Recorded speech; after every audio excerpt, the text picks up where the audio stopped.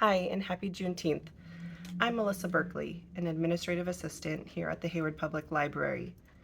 In honor of celebrating this momentous day in history, I would like to share a poem by widely recognized spoken word poet Rudy Francisco. A little about Rudy Francisco for those of you who haven't heard about him. He has shared stages with famous artists such as Gladys Knight, Jordan Sparks, and Music Soul Child. He competes in domestic and international poetry slam competitions and was the 2009 National Underground Poetry Slam and 2010 Individual World Poetry Slam champion. He's also been nominated for an NAACP Image Award. Rudy instills charisma, metaphors, humor, irony, and honesty in his writing. Through these methods, and many others, I find his work to be relevant across generations, but also written in a way that youth can find it easily relatable.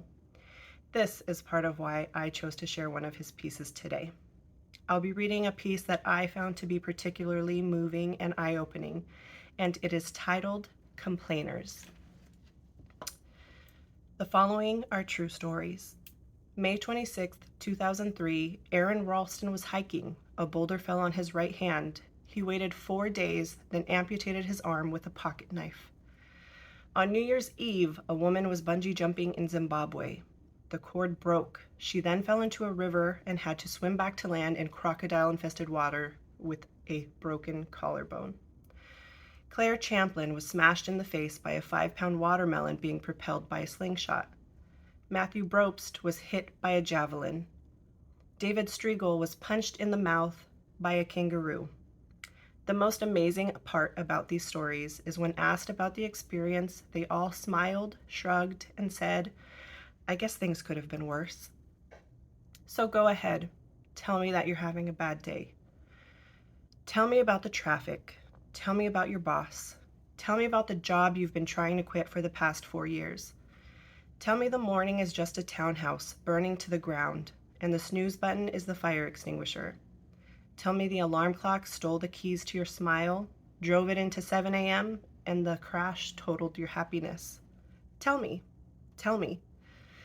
Tell me, how blessed are we to have tragedies so small it can fit on the tips of our tongues. You see, when Evan lost his leg, he was speechless. When my cousin was assaulted, she didn't speak for 48 hours. When my uncle was murdered, we had to send out a search party to find my father's voice. Most people have no idea that tragedy and silence have the exact same address.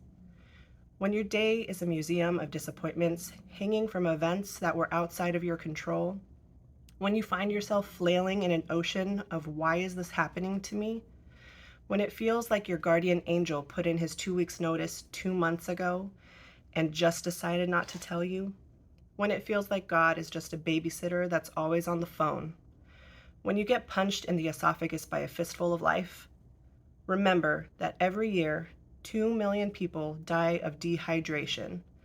So it doesn't matter if the glass is half empty or half full, there's water in the cup.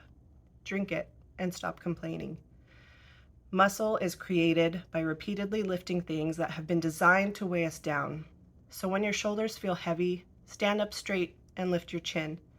Call it exercise. When the world crumbles around you, you have to look at the wreckage and then build a new one out of the pieces that are still here. Remember, you are still here.